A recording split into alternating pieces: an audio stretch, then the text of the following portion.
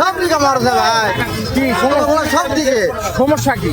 ওদের না 1200 মাল 600 লাগছে না এখন, 1200 মাল 600 করে নিচ্ছে না। নিচ্ছে না। তো প্রিয় বন্ধুরা, আমি কিন্তু এখন আসি হচ্ছে তিলকপুরের মানে সর্ববৃহৎ একটা ক্ষীরার বাজারে, যেখান থেকে আমি আপনাদের ক্ষীরার বাজারের আপডেটটা দিচ্ছি।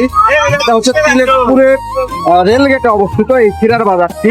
চোখ যতদূর যায় শুধু ক্ষীরার শাড়ি, আর হাটে ঢুকতেই মনে হবে যেন ক্ষীরার সাগরে ডুবে গেছেন। এটা জয়পুরহাট জেলার তিলকপুরের হাট। ক্ষীরার মৌসুম এলে প্রায় 2 কিলোমিটার রাস্তা ভরে যায় শুধু ক্ষীরার গাড়িতে। ক্ষীরা আমাদের খুব পরিচিত, খুব প্রিয় একটি খাবার। গরমের দিনে এর এক টুকরো ঠান্ডা ক্ষীরা যেন শরীর আর মনকে চাঙ্গা করে দেয়। কিন্তু শুধু স্বাদের জন্য নয়, ক্ষীরাতে রয়েছে অসাধারণ কিছু উপকারিতা। ক্ষীরা শরীরকে হাইড্রেট রাখে, কারণ এর প্রায় 95% পানি। গরমে পানি শূন্যতা দূর করতে এটি দারুণ কার্যকরী। এছাড়া ক্ষীরায় রয়েছে ভিটামিন কে, ভিটামিন সি এবং অ্যান্টিঅক্সিডেন্ট, যা আমাদের ত্বক ভালো রাখে, হজম শক্তি বাড়ায় এবং শরীরকে সতেজ রাখে। ক্ষীরার মৌসুম শুরু হলেই এইখানে এক অভাবনীয় দৃশ্য দেখা যায়।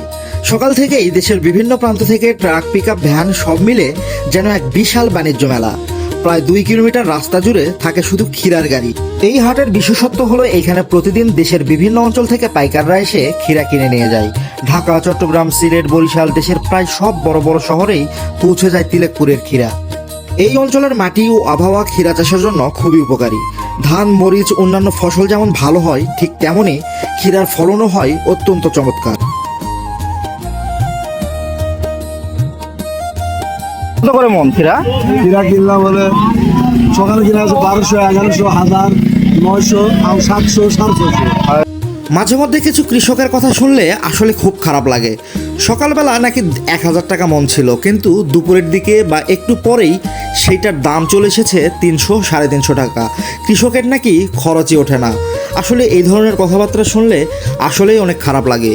প্রশাসন এবং খাদ্য অধিদপ্তরের কাছে আমাদের একল আবেদন থাকবে যে আমাদের এই পণ্যগুলোর দাম যদি নির্ধারণ করে দেওয়া হয় এককালীনভাবে, তাহলে কিন্তু কৃষকরা সঠিক দাম পায়। এখন আপনারা তো জিপটা দেখতেছেন, এটা মোটামুটি তিলকপুরের ক্ষীরাহাটি থেকে প্রায় 1 কিলোমিটার দূরে এইরকম।